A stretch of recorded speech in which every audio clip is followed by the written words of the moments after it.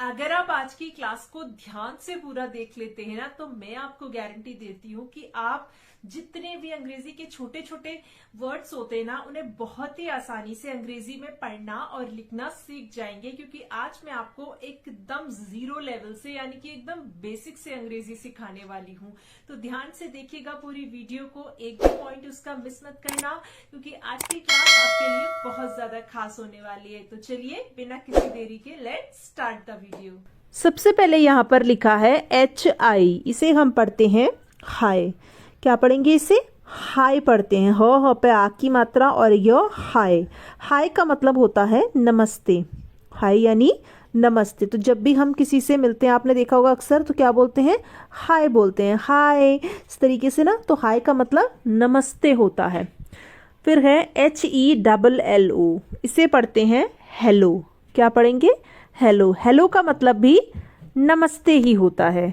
अब इसमें डिफरेंस क्या है हाय और हेलो में? तो हेलो हम तब बोलते हैं जब हम किसी अपने बड़े से बात कर रहे हों, ठीक है। या आप जब फ़ोन पे बात करते हैं तब भी आप हेलो ही बोलते हैं, ठीक है। तो जब आप किसी अपने बड़े से, जैसे आपका बॉस है या आपसे कोई बड़ा है, तो उससे आप बोलेंगे, बात करेंगे तो आप हेलो बोलेंगे, ठीक है। हेलो यानी उससे नमस्ते। और हाय आप किससे कब बोलेंगे? जब आप किसी अपने दोस्त से, कोई आपका फ्रेंड है या आपसे कोई छोटा है, तो उससे आप क्या बोलेंगे? हाय बोलते हैं, ठीक है। तो हाय और हेलो का आपको डिफरेंस समझ में आ गया। फिर है ओके, इसे हम पढ़ते हैं ओके। क्या पढ़ेंगे? ओके। ओके का मतलब होता है ठीक है। ओके यानी ठीक है। तो जैसे आप मान लीजिए आपसे किसी ने कुछ कहा कि कोई काम करने को कहा कि ये काम कर देना मेरा, ठीक है। तो आप कहते हो हाँ हाँ ठीक है, बोलते हो ना। तो इसके लिए आप क्या बोलते हो? ओके, ठीक है। तो ओके यानी ठीक है। फिर है BYE, इसे हम पढ़ते हैं बाय। क्या पढ़ते हैं? बाय पढ़ते हैं। बाय का मतलब होता है अलविदा। बाय यानी अलविदा। मान लीजिए आपके घर कोई आया, ठीक है। फिर जब वो जाते हैं आपके घर से, तो क्या बोलते हैं? बाय बोलते हैं। आप उनको क्या बोलते हो? बाय यानी अलविदा, ठीक है। फिर है YES, इसे हम पढ़ते हैं यस। क्या पढ़ते हैं? यस पढ़ते हैं। और यस का मतलब होता है हाँ। यस यानी हाँ। तो जैसे आपसे किसी ने पूछा कि खाना खाओगे, तो आप कहोगे हाँ, ठीक है। तो यानी यस।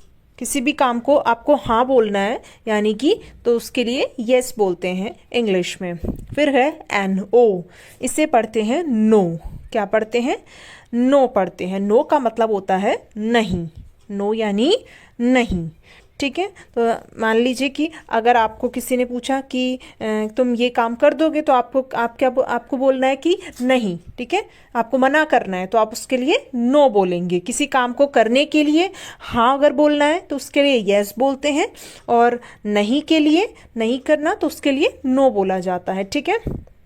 फिर है PLEASE, इसे हम पढ़ते हैं प्लीज़। क्या पढ़ते हैं? प्लीज़। बहुत से लोग इसे प्लीज भी पढ़ते हैं, जो कि गलत है।